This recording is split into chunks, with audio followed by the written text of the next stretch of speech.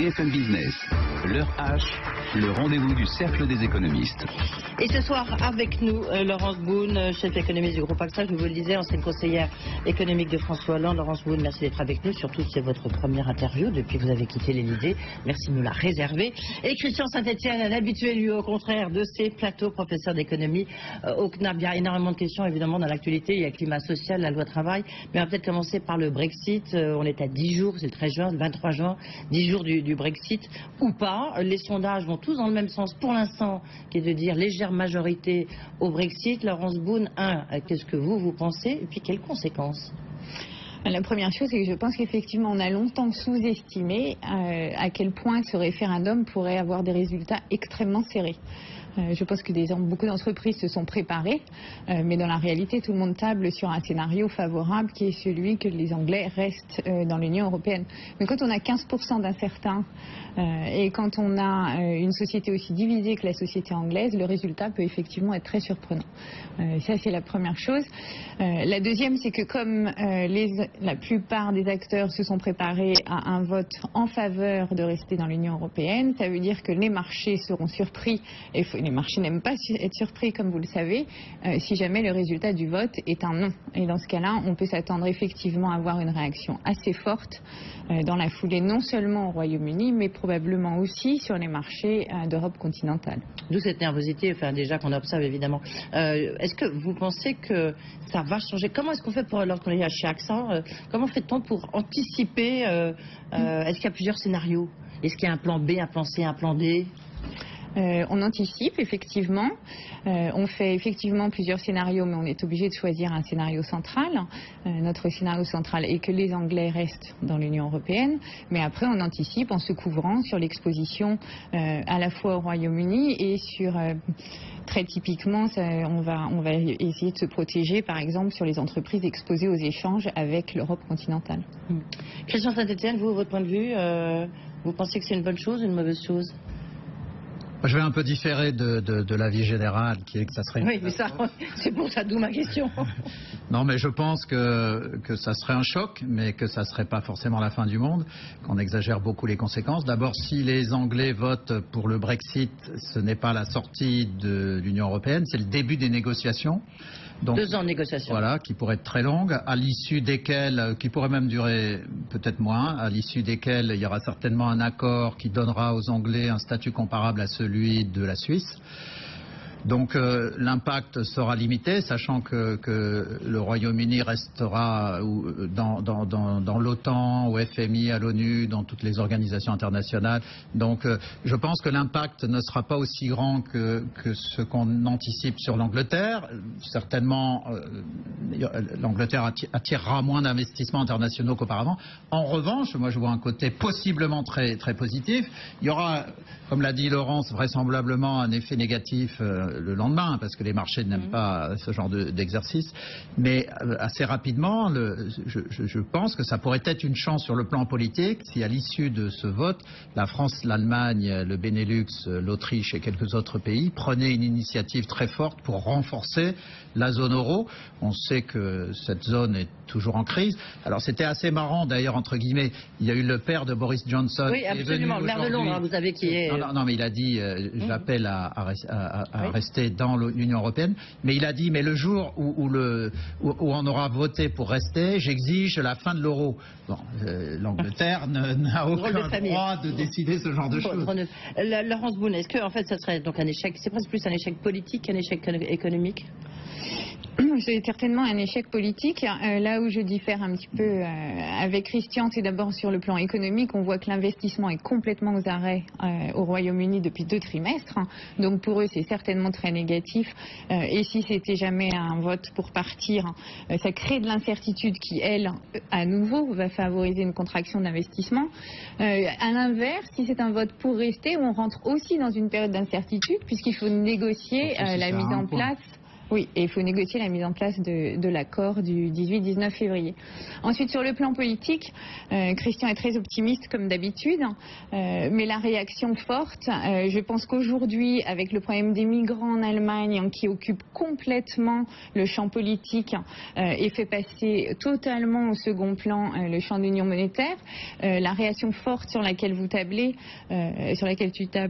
Christian, elle est probablement optimiste dans la mesure où on risque d'avoir des réactions très négatives au contraire des Pays-Bas, de tous les pays qui ont quelque chose reproché à l'Union européenne, et Dieu sait qu'il y en a. Est-ce que ça va avoir une influence notamment sur la politique monétaire européenne? Donc là, il y a aussi la grande interrogation par rapport à ce que va faire la Fed, hein, donc on est à J-1. Est-ce que ça peut changer complètement la politique menée par la Banque Centrale Européenne sur les questions des taux d'intérêt? Non, a priori, il n'y a pas de raison. La politique est déjà extrêmement favorable au rebond économique. On a déjà énormément de critiques sur l'impact des taux négatifs. La BCE vient de commencer une politique de rachat d'obligations. Très violente, très massive, oui. Elle pourra l'accentuer. Mais les incertitudes, de toute façon, on n'en sait rien. On travaille à partir de scénarios dans l'esprit qu'on peut avoir. Mais l'Europe est en crise indépendamment du Brexit. L'Europe est en crise géostratégique, géopolitique. C'est un non-acteur mondial. Dans les négociations internationales, l'Europe n'existe pas. C'est 28 nains face aux États-Unis et à la Chine. Donc quelque chose une boule qui oblige, qui tombe dans les quilles des 28 nains pour les obliger à faire quelque chose et à se bouger. Oui, ça va transformer le contexte, mais c'est pas forcément mauvais. Vous n'avez pas du tout l'air d'accord là, en l'occurrence. Non, vous pensez que ça peut changer la politique monétaire, l'impact que ça peut avoir? Je pense que ça peut la changer, quel que soit le résultat. Si le résultat est de rester dans l'Union européenne et avec des réticences ensuite d'autres pays ou avec des mouvements sur les marchés, la BCE peut être conduite à agir un petit peu plus. Si le résultat est de sortir, il va falloir, elle n'aura pas le choix que d'agir plus, puisque ce que les marchés anticipent de façon assez générale, c'est que si c'est un vote pour sortir, les actions, les spreads de taux sur les pays de la périphérie vont recommencer à augmenter. Et je pense qu'il est extrêmement important, et c'est quelque chose que soulignait Christian tout à l'heure, qu'on ait une réaction politique pour le coup forte de soutien. Vous y croyez, vous qui avez quand même passé quelques temps je parle dans certains lieux de soutien à la BCE. La réaction forte de soutien à la BCE, je pense qu'elle peut venir. Vous avez remarqué à quel point Angela Ça veut dire qu'il faut une intégration plus forte d'un ministre de l'économie. On peut avoir un fonds monétaire européen, qui est très facile à mettre en place, s'il y a une vraie volonté pour le faire. Enfin, un fonds monétaire de la zone euro, je parle. Je ne suis pas du tout sûre que l'esprit, notamment de l'Allemagne aujourd'hui, qui a le sentiment qu'on lui a demandé beaucoup déjà depuis le début de la crise et qu'on ne l'a pas beaucoup aidé avec ses migrants, soit favorable à la mise en place de transferts pour une décision d'un pays. Je ne parle pas de transfert, je parle d'un fonds monétaire avec les mêmes règles que le fonds monétaire international. Même plus d'intégration, ça paraît pas. Oui, mais un fonds monétaire qui fait des prêts, c'est un transfert puisque ces prêts sont des prêts concessionnels. Donc visiblement il y a un désaccord, mais en tous les cas c'est sûr qu'il faudra qu'il se passe quelque chose. Enfin, on peut espérer une réaction forte, mais peut-être de toute façon, que ce soit le Brexit ou non, il y a un besoin d'une réponse politique du continent. Mais on voit qu'elle tarde. Là, je suis d'accord avec Laurence Boone. Elle tarde quand même à se mettre en place cette réponse politique parce que là, il y a un peu urgence. La politique de la Fed, vous pensez qu'elle va changer? Je sais pas, Laurence Boone, Christian Saint-Étienne. Laurence Boone. Je pense qu'il y a déjà eu un impact. On a vu que la Fed, et contrairement à son habitude dans les mois derniers, est d'une extrême prudence, non seulement parce que la productivité aux États-Unis est en baisse tendancielle, mais aussi, et c'est quelque chose qu'elle met en avant à chaque fois, à cause des risques internationaux. Alors il y a eu la Chine, bien sûr, mais maintenant on a un alignement de risques européens qui commence avec les élections italiennes le 19 juin, les municipales. Si ça se passe mal, on risque d'avoir les élections anticipées en Italie l'année prochaine. Ensuite on a le Brexit le 23 juin. Ensuite, on a l'Espagne le 26 juin. On a toute une série de chocs qui incitent la Fed effectivement à être extrêmement prudente. Et d'ailleurs, le marché ne price absolument aucune hausse des taux en juin et a revu à la baisse ses probabilités de hausse des taux en juillet. Christian, vous Là-dessus, bon, rien. Maintenant, on va passer au dernier sujet. Si, mais bien sûr, mais je suis moins inquiet que Laurence. Je pense que la vie politique doit être excitante, qu'elle va l'être. Alors, ça va faire le lien. Je vous remercie beaucoup.